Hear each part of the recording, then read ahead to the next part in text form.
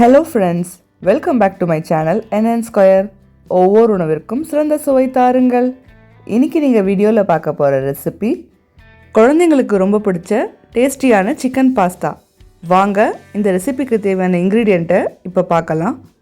Chicken 200 gram, குட்டி குட்டியாக சாப் பண்ண 3 வெங்காயம், 1 டேபிள் ஸ்பூன் இஞ்சி பூண்டு விழுது, 2 டேபிள் ஸ்பூன் காஷ்மீரி மிளகாய் தூள், 1 கைப்பிடி அளவு புதினா, 1/2 டீஸ்பூன் மஞ்சத்தூள், பட்டை லவங்கம் ஏலக்காய், 1 கைப்பிடி அளவு கொத்தமல்லி, 1 கப் அளவு தயிர், அரைச்ச 3 தக்காளி, வேக வச்ச 400 கிராம் பாஸ்தா.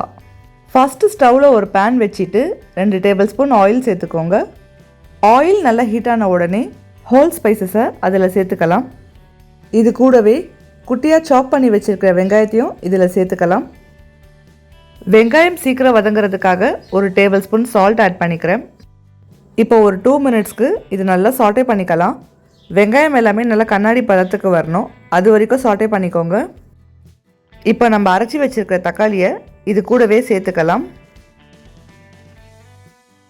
இப்போ இதில் 1 டேபிள் ஸ்பூன் இஞ்சி பூண்டு விழுதை சேர்த்துக்கோங்க.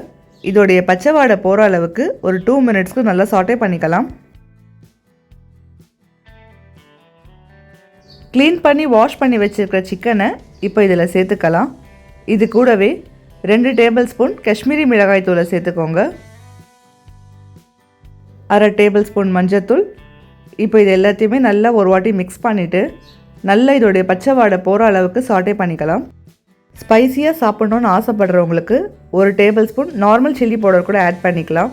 பட் குழந்தைங்க சாப்பிட்றதுனால நான் ஸ்கிப் பண்ணிக்கிட்டேன். இப்போ இந்த மசாலாவில் சிக்கன் வேக வைக்கிற அளவுக்கு தண்ணி சேர்த்துக்கோங்க. எல்லாத்தையுமே ஒரு வாட்டி நல்லா மிக்ஸ் பண்ணிவிட்டு உப்பு காரம் எல்லாம் கரெக்டாக இருக்கான்னு செக் பண்ணிக்கோங்க. இப்போ ஒரு கைப்பிடி அளவு புதினா, கொத்தமல்லி இது ரெண்டுத்தையுமே நல்லா ஃபைனாக சாப் பண்ணி இதில் சேர்த்துக்கலாம்.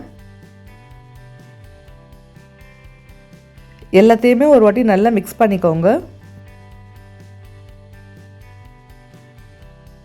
இப்போ இதில் ஒரு கொதி வந்த உடனே லிட் போட்டு க்ளோஸ் பண்ணி ஒரு 5 மினிட்ஸ்க்கு நல்லா குக் பண்ணிக்கலாம்.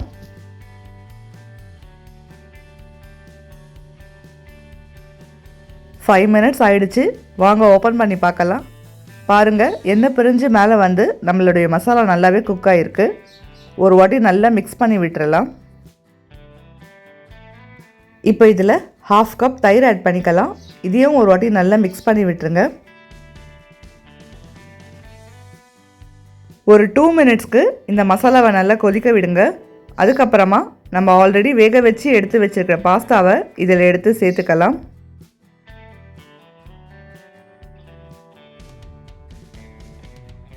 எல்லா பாஸ்தாவையும் உள்ளே சேர்த்த பிறகு நல்லா ஒரு வாட்டி மிக்ஸ் பண்ணி விடுங்க.